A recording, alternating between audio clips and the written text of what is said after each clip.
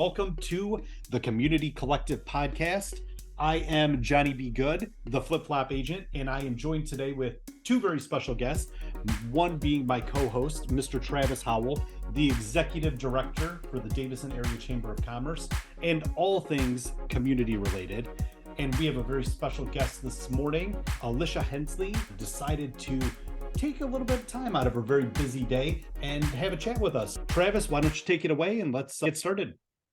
Well, good morning, everybody. It's great to be back with my friend Johnny and having a special guest today. So, Alicia, how are you this morning? I am good. Thank you. Thanks for having me. Yeah, so we're excited. This is something we've been working on to find out the best way to get our community updated and introduced to a variety of individuals just to have a connection with what's going on in Davison area. One of the first things that we really want to know about you is, what do you do for a job? What do you love to do? Sure. So my background for the last almost 20 years now, doesn't seem like that long, but I have a bachelor's and a master's in social work, and that is the field that I have worked in. Primarily have worked with age 55 and older in either daycare settings, adult daycare settings. I have done quite a bit of work in home care and hospice. And also currently for the last 6 years, I have been working at the PACE program of Genesee County. It's Ascension Living PACE of Michigan. So it's program for all-inclusive care for the elderly. Right currently I'm in the quality department. So I just oversee a lot of the functions and making sure that we're in compliance with state and federal guidelines. But my primary love is hospice care as a social worker. And that is a little bit of my background. I have 3 kids. Twins are 12 and my oldest is almost 14. And so they keep me very busy. And I have been married for almost 18 years now. Wow, that is amazing. I will say, I admire anyone that is in the industry you are. Someone that cares about people and you're focused on strictly being there to help them through a tough part in their life, just to work with their families. That is something that I admire about your industry. And I understand a little bit about PACE through one of my previous jobs. And it is, like I said, it's amazing that with the time you put into that and the care, but then also your family. It's one of those things that I imagine that you're at work and that's a lot of stuff going on. And then when you come home, you have a family to spend time with too. So there's a lot of just family oriented things in your life, which is great to see. Yeah, it's hard to separate sometimes. So with COVID, I was sent home to a permanent work from home employee, but that's been an interesting and learning task in my own family, but it's been rewarding. And eventually when the kids and I'm no longer a taxi driver, eventually I'm going to venture back into the hospice world because that's really what I love. That's amazing. I don't worry. I get the taxi service. I did too. I'm sure Johnny does. I have 2 kids, and Johnny, you have a few of them. Are you able to keep track of them all sometimes? We have a very colorful Google Calendar that keeps all of our days well organized because I have 4 kids. So we run the gamut with the 2, 3, and 4 here. Yes, we have a colorful calendar ourselves. It's the only way to live these days. Alicia, one of the things that we are really want to ask you about is you have a new role in our community as a Davison Community Schools school board member. So what got you interested in wanting to run for Davison School Board? Sure. There are a couple steps. I was asked this question so many times during my campaign. And honestly, it all began with COVID. And there were so many negative things about COVID. I know a lot of people had a lot of difficult times during that time period. And I always look back and see so many positives that came out of it. And what it did was it put me at home, obviously, and now it's a permanent basis, but it also put my kids at home for the remainder of that school year in 2020. And it gave me insight into everything they were learning. I became a homeschool teacher, and I was very active every single day in their education, making sure that they followed through. So that's where it began. And so then it transitioned. My kids fortunately go to Davison. They went back to school in the fall of 2020, which many kids did not. And so I started to advocate for the kids to be in person, and not just for Davison schools, but for all schools. I started going to the county commissioner meetings on an every other week basis. I started attending the Board of Health meetings, who the health department in Genesee County was making many decisions and making it very difficult for school districts to be in person for the kids. And so I started attending all of those meetings, and just to kind of advocate for not just my kids, because my kids were in person, but for those kids that were still at home. Not every home is a supportive environment. And so those kids that were not even allowed to go to school, or just go to school 2 days a week, or virtual 2 days, all different schedules that these districts had. So that's really where it began. And then, just to be very transparent, I am a Christian, and God was just tugging at me and saying, get more involved, get more involved. What can you do? And I thought running for school board was the last thing on my list, but I started going to all of the school board meetings. Yeah. Running. And so I started, and while I was going to all of the school board meeting, or the commissioner meetings and the health department meetings, I was also going every month and every opportunity I had to go to our local Davison school board meetings. And so during that time, like I said, God was just telling me, run for school board, get involved, get more involved, run for school board. And I printed off the application to run, I think 4 times, threw it away every single time. It sat on my desk and stared at me. And then I would throw it away. And finally, the last time, I thought, there's a reason for this. So there's a reason that I keep printing this off, and I needed to follow that call for that God had called me to. So that is really the journey prior to me actually filling out that application and starting the process, and not really knowing anything about a political campaign, even though it's not political. It's during that era that you run in a race. And so I didn't really know anything about running for an election, and I learned a ton. But that's the journey, really just a journey of advocacy for kids, brought me to a place where I wanted to do more. And that's really how it happened. No, that's amazing. I get it from several perspectives. My wife is a teacher, so I know the importance of those staff and employees inside the schools. But then I have kids like you guys do in the school. So it is. I think you have the right mindset, that it's about being informed in the community, knowing what's going on. But then we are such a large school district with so many families that getting them engaged, being informed is so important, which I think I've seen you and how often you're in the community, how much information you have been in providing people. And that's helpful. As a parent of students, it's nice to have individuals that are willing to take the time to do that, which is great. So leading into that, now that you got elected, you've had some time to be in meetings and get information as a official Davison School Board member.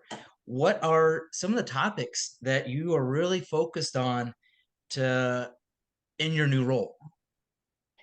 Sure. I thought a lot about this. And honestly, the first couple of months here, going into almost my 3rd month, there's just so much learning to be had. And just, I guess, things that I didn't anticipate, but there's so much information.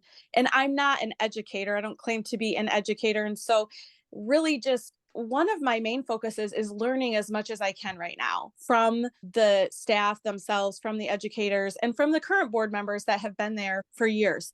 And that's my primary focus just initially going into this. I didn't have a hardcore agenda, like this is what I want to get done, but that has been my focus for the first couple of months here, and will continue to be the focus, is learning as much as I can about the school district and what the needs are and how I can help and support the district.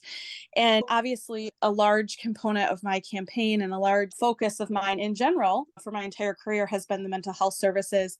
And as we know, it's in the media, it's all over the place. The mental health of our kids is a difficult thing right now. And so many are struggling. And it seems a lot of the funding, the state funding, the federal funding is going towards mental health services and curriculum and things within the school. So that is something that I'm in tune to and researching, and just paying attention to what our district is putting in place to address those services, and being a resource of knowledge given my educational and professional background in order to assist, if I can anyway, getting our district up to speed on that. And they're doing such a great job already with that. So that is a focus of mine. I'm paying attention to that, just really bringing positivity and integrity to the board, which is always important in any role that you serve in. And I just, yeah. So those are some of my focuses right now. I know it's not like a hardcore agenda, like going in, like, this is what I want to accomplish. But I really think that the first 6 to 12 months here, I'm just taking in everything that I can, learning, and especially knowing what I'm voting on. That's very important to me. The school board votes on a lot of things. And so knowing exactly what I'm voting on is a priority for me. As a father of 4 and somebody that worked as the primary, I would never claim to be an educator, but as someone that claimed that stake in their children's lives during quarantine, and when the end of the school year there in 2020 was, we were all stuck at home. For me, it makes me feel better knowing that we have an advocate on the board with a focus on mental health. Back in the day, as a kid, you think, oh, my parents just want me to go and get good grades, and that's acceptable. Whereas now, as a parent, my goodness, the ability for children to understand their emotions, how to cope with things, how to know that life's not always easy. Things will be a challenge. And mental health plays such an important role in that. And I personally am very appreciative. That's one of your main focuses. And it gives me confidence in our school board moving forward that hopefully we'll continue to see some good moves in encouraging mental health discussions, things like that for all kids, just to be inclusive to everyone involved. Yeah, I think it's a focus on everybody's mind right now, and there's funding available that has come down through the state level for some different things. I don't have details on anything specific. However, I am excited about knowing what's going on within the district also, and how we're addressing these needs, and just making sure it's appropriate for age level and for just meeting the needs of our kiddos. I completely agree. Like Johnny mentioned, you see so much going on today. And I know we have several individuals in our community that shared their experiences with their kids, and that are high school, middle school age, that their kids are struggling with mental health issues, and just identifying it as parents is difficult enough. And so I agree. It's a great focus. That I love that you have a background in that, and our school board is starting to discuss that and look into what's best for our families in our community, to make sure that we are a united community with positive feelings, that we know we need to work together to solve things and be informed and educated on it. Alicia, no, that's great. I love your ideas, your focus, and I agree. It's always, no matter what age you are, we're always having to learn more and educate ourselves. And you're part of a great team there. And as a parent, it's great to see our school board member working together for our school district. So, one of the things that we love to ask people throughout our podcast is, what is that you really enjoy about our community, or a fun story that you have? Oh, I don't know about a fun story, but there are so many. I was born and raised here. So I was born right in Flint. I was raised in Davison. I went to Thompson and Hill Elementary, and then to the middle school, and graduated from the high school in 2000 actually. And so I just have seen this community. It's almost like it's the same as it was when I was a kid. You have the parades, you have the events downtown, you have all these things. I know prior to COVID, they had the back to school blast. That was always like such a fun activity kicking off the school year. The festival of flags, you see so many people come out. And those, I did that. I had a booth for my campaign at the Pumpkin Fest, and I had gone to the Pumpkin Fest a couple of times, but what a great event. There's just so much hometown community that it's, even though it's growing and it's larger than it's ever been, it's still that hometown feel when you have those specific events, the Christmas parade and those things right downtown. Those are what make Davison, to me,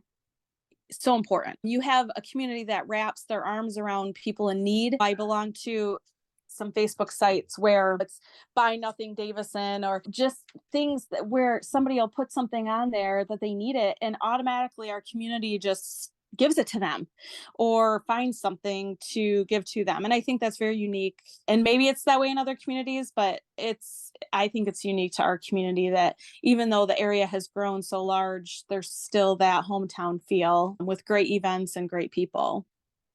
Yeah, I completely agree. I love talking to people that are born and raised here. Myself, I moved to the Davison area from a different state, and this has been a great fit to get married and raise a family. And because of that, we're a growing community, but we still have where you can talk to your neighbors. You can go downtown and enjoy events as a community. The Festival of Flags is a great example of bringing people in to enjoy Davison. No, we love it. We're loving being part of this community, and it's great to hear people that say we have this strong history of what we love to do in Davison. Yeah. Yep. It's been home, and we chose to raise our family here. And so it's just been fun watching them too, the kids grow up and participate in all of those events also. Johnny, do you have some more questions or interesting parts to share? But Alicia, we do really appreciate you joining us today.